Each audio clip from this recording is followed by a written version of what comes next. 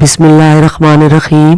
حضرت علی رضی اللہ عنہ جن کا علم و حکمت میں کوئی ثانی نہیں تھا، ایک دفعہ آپ سے دریافت کیا گیا کہ خواجہ سراؤں کی وراثت کا کیا مسئلہ ہے، تو آپ نے فوراً جواب دیا کہ خواجہ سراؤں کی وراثت کا تعین اس کی مشابہت کی بنا پر کیا جائے گا، یعنی اگر کوئی مرد کے مشابہ ہے تو مرد کا حصہ پائے گا، اور اگر وہ عورت کے مشابہ ہے تو عورت کا حصہ پائے گا۔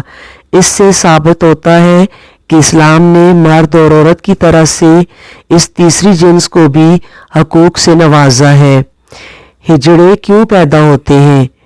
قرآن پاک کی سورہ شورى آیت نمبر 49 سے 50 میں اللہ تعالیٰ کا فرمان ہے کہ وہ زمین و آسمان کی بادشاہی کا مالک ہے، وہ جو کچھ چاہتا ہے پیدا فرماتا ہے، جسے چاہتا ہے لڑکیاں دیتا ہے، جسے چاہتا ہے لڑکے لڑکیاں دیتا ہے، اور جسے چاہتا ہے بانجھ کر دیتا ہے۔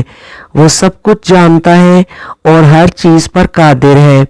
اللہ تعالیٰ غفور الرحیم ہے، وہ جو چاہتا ہے کرتا ہے، لیکن یاد رکھیں کہ اللہ تعالیٰ کبھی کسی پر ظلم نہیں کرتا۔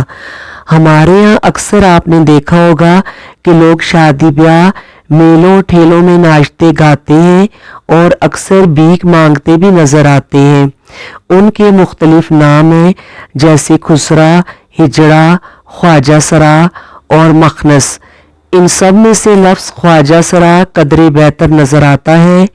یہ نام ان کو مغل بادشاہوں نے دیا تھا۔ فارسی زبان میں افسر کو خواجہ اور محل کو سرا کہتے ہیں، لہٰذا اس سے مراد محل کے افسر ہیں۔ لیکن یہاں ایک عام سوال آپ کے ذہنوں میں آ رہا ہوگا کہ آخر یہ تیسری جنس کے لوگ پیدا کیسے ہوتے ہیں؟ جہاں تک بایولوجیکل انفارمیشن کا تعلق ہے تو سائنسی لحاظ سے جب بچے کی پیدائش ہوتی ہے تو مرد اور عورت کے کروموسومز آپس میں ملتے ہیں اور بیٹے یا بیٹی کا تعین ہوتا ہے۔ ان میں سے کچھ کروموسوم ایسے ہوتے ہیں جو جینز کا تعین کرتے ہیں۔ اگر میل کے کروموسومز غالب ہوں تو لڑکا ہوتا ہے، اگر عورت کے غالب ہوں تو لڑکی ہوتی ہے۔ لیکن تیسری جنس کے کیس میں ایسا ہوتا ہے کہ مرد اور عورت دونوں کے کروموسومز برابر ہو جاتے ہیں، اور بہت کم ایسا ہوتا ہے۔ ایسی صورت میں جو بچہ پیدا ہوتا ہے وہ نہ تو مرد ہوتا ہے اور نہ ہی عورت۔ ایک اور بات قابل ذکر ہے جو کہ بہت کم لوگ جانتے ہوں گے کہ تیسری جنس کے اندر بھی میل اور فیمیل ہوتے ہیں۔ اس کا تعین ایسے ہوتا ہے کہ اگر فیمیل کروموسومز میل کروموسومز پر غالب آ جائیں تو وہ فیمیل خواجہ سرا کہلاتے ہیں۔ اسی طرح میل خواجہ سراؤں کا بھی ہے۔ خواجہ سرا کی مختلف قسمیں ہوتی ہیں۔ پاکستان میں صوبہ سندھ میں باقاعدہ طور پر ڈیرے موجود ہیں جن کو سندھی زبان میں مڑی کہا جاتا ہے، جہاں سندھ کے خواجہ سرا رہائش پذیر ہیں۔ خواجہ سراؤں کی ایک قسم اولاکھڑے بھی ہیں جن کا دعویٰ ہے کہ وہ پیدائشی طور پر جنسی صلاحیتوں سے محروم ہوتے ہیں۔ وہ خوشی کے موقع پر تقسیم کی جانے والی نظر وصول کر کے آپس میں بانٹ لیتے ہیں اور اس طرح سے اپنا گزارا کرتے ہیں، اور ان کا عموماً اٹھنا بیٹھنا بھی معزز گرانوں میں ہوتا ہے۔ اس سے ثابت ہوتا ہے کہ اسلام نے مرد اور عورت کی طرح سے اس تیسری جنس کو بھی حقوق سے نوازا ہے۔ ایک دفعہ ایک شخص نے خواجہ سرا سے شادی کر لی اور مہر میں اس نے اپنی بیوی یعنی خواجہ سرا کو ایک لونڈی دی۔ وہ خواجہ سرا اس قسم کا تھا کہ اس کی مشابہت مردوں اور عورتوں دونوں سے تھی۔ اس شخص نے اپنی بیوی یعنی خواجہ سرا سے جمع کیا تو اس کا بیٹا پیدا ہوا، اور جب اس خواجہ سرا نے اپنی مہر میں آیا لونڈی کے ساتھ جمع کیا تو اس سے بھی ایک بیٹا پیدا ہوا۔ جب یہ معاملہ حضرت علی کے سامنے پیش کیا گیا تو آپ نے خواجہ سرا سے دریافت کیا کہ تمہاری مشابہت مرد کی طرح ہے یا عورت جیسی ہے؟ خواجہ سرا نے بتایا کہ مجھ میں مرد اور عورت دونوں کی خصوصیت پائی جاتی ہے۔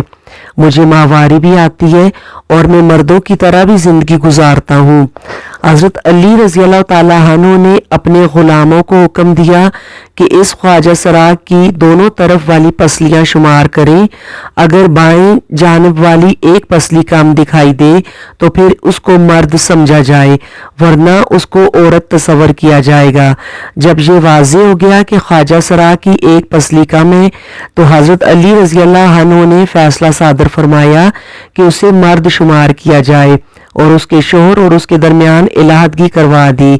اسلامی کتب میں درج ہے کہ جب اللہ تعالیٰ نے حضرت آدم علیہ السلام کو اکیلا پیدا فرمایا اور جب اللہ نے حضرت آدم علیہ السلام پر احسان کا ارادہ کیا کہ اس کا جوڑا پیدا فرمایا جائے تاکہ ان میں سے ہر کوئی اپنے جوڑے سے سکون حاصل کرے، تو حضرت آدم علیہ السلام جب بیدار ہوئے تو ان کی بائیں جانب ایک حسین و جمیل عورت بیٹھی ہوئی تھی۔ یہی وجہ ہے کہ مرد کی بائیں جانب ایک پسلی دائیں جانب کی ایک پسلی سے کم ہوتی ہے، جبکہ عورت کی دونوں جانب کی پسلیاں برابر ہوتی ہیں۔ کل پسلیوں کی تعداد 24 ہے، 12 دائیں جانب اور 12 بائیں جانب۔ عورت میں پسلیوں کی تعداد دونوں طرف ایک جیسی ہوتی ہے، جبکہ مرد کے دائیں طرف کی پسلیاں 12 ہوتی ہیں، جبکہ بائیں جانب کی پسلیوں کی تعداد 11 ہوتی ہے، اور مرد کی کل پسلیاں 24 کی بجائے 23 ہوتی ہیں۔ ایک اسلامی جمہوری ملک ہونے کی حیثیت سے پاکستان کے لوگ اسلام سے بہت دور ہیں۔ اسلام جتنا انسانیت کا درس دیتا ہے، افسوس کے ساتھ کہنا پڑ رہا ہے کہ ہم اتنا ہی انسانیت سے دور جا رہے ہیں۔ مختصر یہ کہ ہم اتنے بے حس ہو چکے ہیں کہ تڑپتی سسکتی زندگی کے دکھ درد کا ادراک نہیں کر پاتے، بلکہ کسی نہ کسی طرح ہم ان انگاروں میں تپش بڑھانے کا سبب بن رہے ہیں۔ خواجہ سرا بالکل ہماری ہی طرح کے انسان ہیں، یہ سانس لیتے ہیں مگر گھٹ گھٹ کر، انہیں جینے کا حق تو ہے مگر اس پر بھی انہیں بہت بڑی قیمت چکانی پڑتی ہے۔ ان کے رنگ برنگے لباس، ان کی ظاہری چمک دمک کے پیچھے نہ جانے کیسی کہانیاں ہیں جنہیں سننے کی شاید ہم میں سکت نہ